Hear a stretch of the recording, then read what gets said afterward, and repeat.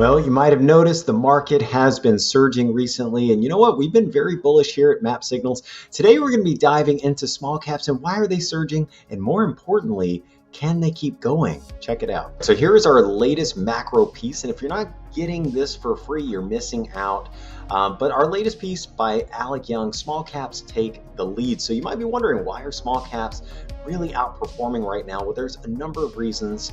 The first of which is when rates rise, small caps tend to outperform. So here we go back to 2003.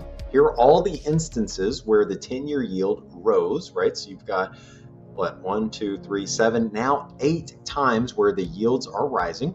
And then you've got the S&P small cap 600. Here's the performance during that time frame versus the S&P 500. Now, on average, these small caps are up about 30% versus a respectable almost 23% for large caps. So right now we're seeing a lot of outperformance in small caps. It fits in line with history. But we can't just stop there because we know that small caps are on the cheap side. So check out this chart. This is one of my favorite ones. It's looking at the small cap relative to the S&P 500 on a PE basis. So look, year to date, total return for small caps down about 16%. This is a little bit better than down 20% for large caps. Okay, now the current PE for small caps is 12.6 and the long-term average is 17.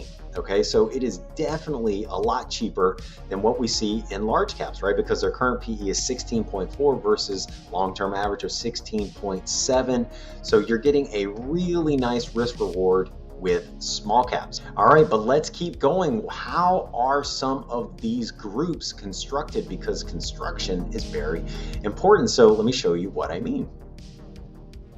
So small caps, especially when we're looking at the small cap 600, look, the financial exposure in small caps, these are the darker blue, it's a lot more than what we've got with the S&P 500. Same thing with industrials. You get a lot more industrial exposure, some of that real world.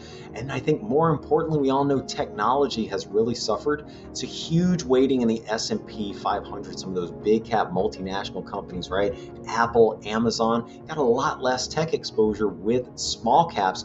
That really makes them very attractive in this tape because that is what is leading. It's not tech, it's industrials, it's financials, and some energy.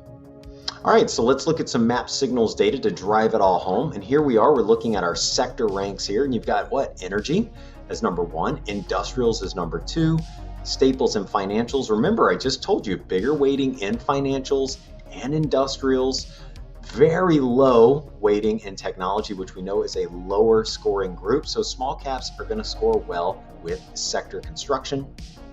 And then last but not least, where has all of the buying been recently? It's been in small caps. You can see that here. Remember whenever the CPI print came out and it was a lot weaker than what many expected and we had a huge move in stocks? Well, whenever you look at the data, a lot of that buying, about 80% of those buy signals or more was in small caps. So that's companies with 50 billion market cap and less. So you bring it all together and this sets up for even more upside with small caps because this environment makes sense for that positioning. I don't know about you, I feel a lot smarter after looking at some of those charts. There's a lot of reason to like small caps over the past few weeks. There's even more reason to like them in this current environment. So let us know if you are digging small caps. This is a lot of cool data, very unique. Make sure to like and subscribe to our YouTube channel, and I will see you guys next time.